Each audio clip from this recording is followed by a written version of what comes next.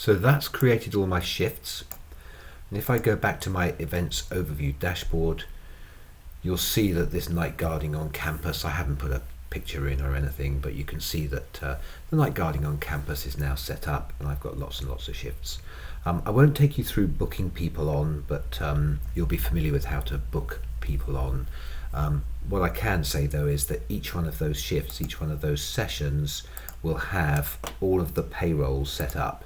So in the SIA security role, you can see that if you have sales finance admin, if you're allowed to see that, you can see the sales finance.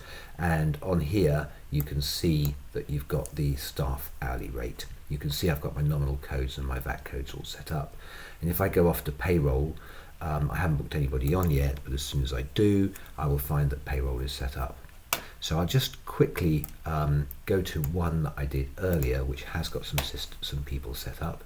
I'll go to the daily campus security. Now this one has somebody who is coming on. I think there's quite a few staff that are coming on each day. I've got 7 people doing daily campus security. One of them is this fella Johnny Tester down here. Now you'll notice that in payroll that I have actually set up his shift. I've set up his shift to start. If you look at the bottom of my screen here, you'll see it's 22:41, and I've set his shift to start at 11 o'clock, unlike his colleagues that are starting at different times during the day. So that means I need to find the actual time that he started. Now luckily, assuming that is still handy, yes it is, on my machine here, on my demo Android device here, what I have is I have this fella, and I can have a look at his times on the 15th. I can view the details of the shift, and you'll notice that he can check in, or he can check in with an image. Now because I don't trust this guy, I've said he has to actually check in with an image, and he has to take a picture of himself when he checks in. Now presently it's just looking at my desk. Obviously what I would do is I would take a picture of myself to prove that I was actually there. So there we go, and that's okay. That one can go up. I'm going to upload that. So now this fella is logged in. So if I refresh this, you can see he's checked in at 22:42:13, which is like this, a bit like a magic trick, this, isn't it? And you can see that if I refresh this baby here, you can see that that time is located there, 22. Obviously his next thing is he's going to be allowed to check out, but he won't. But that was not going to happen until he's finished his shift. So there he is, checked in, and it gives you a location where he was checked in, and that happens to be right by where he's supposed to be. There's lots more information about time and attendance later, but the whole idea is we can now approve this shift for this guy, and of course what we'd actually do is we'd look at all the timesheets and we'd approve the shift, click OK to pay for all these people. Now on the subject of approving shifts, we need to be able to approve that all of these people turned up.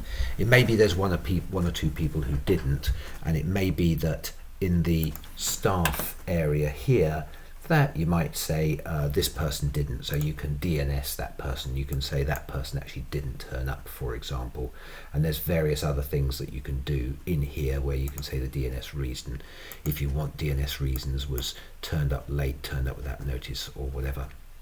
That would zero their pay. So if I go back to the payroll, I'll just show you one other thing. So they didn't turn up, and that means that if we look at the client rates, there's nothing there, and there's the client rates here. So in true Blue Peter fashion, I have one that I did earlier, and that is actually based back then. It is I Dream Crowthorne versus Liverpool, and I can see here that on this particular day there were 54 people booked. Obviously there'd be 170 people, that's supposed to be 170 people staff required, or 169 in this case. I can see the payroll, and I can also see all of the client rates. So the payroll works out like this when it figures itself all out, and the client rates work out like this when they figure themselves all out. So you've got £135, 27 VAT, 162, and I've got my total client rates and payroll rates down here. If I just grab one of these little thingies here, I'll just scroll down like this. So you can see the grand total is 89, and obviously it can work out the profitability based upon the payroll details that we've got here as well. So now, how do I get the system to work out all of the payroll and all the invoices? Well, the first thing is that a human being, i.e. you or one of your trusted supervisors, has to at least approve that the data in the payroll, the rates, the fact that the staff turned up, and all of that kind of atomic data would be trusted by the customer whom you're going to invoice and is fair to the staff. So that the staff can see it, obviously that will be turning up. If I go to this guy's payroll, that will show on Johnny Tester's payroll in here. So if I go to his pay details, you'll see that he can put in payment queries, so he's not constantly ringing you on the phone.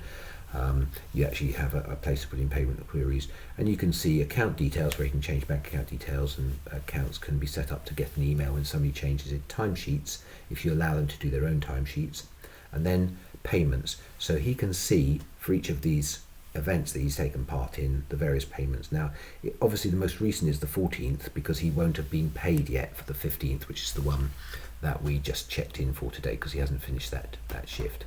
So if I move that aside now, the customer obviously will get an invoice. So now we're going to see how we can approve time and attendance and create the invoices.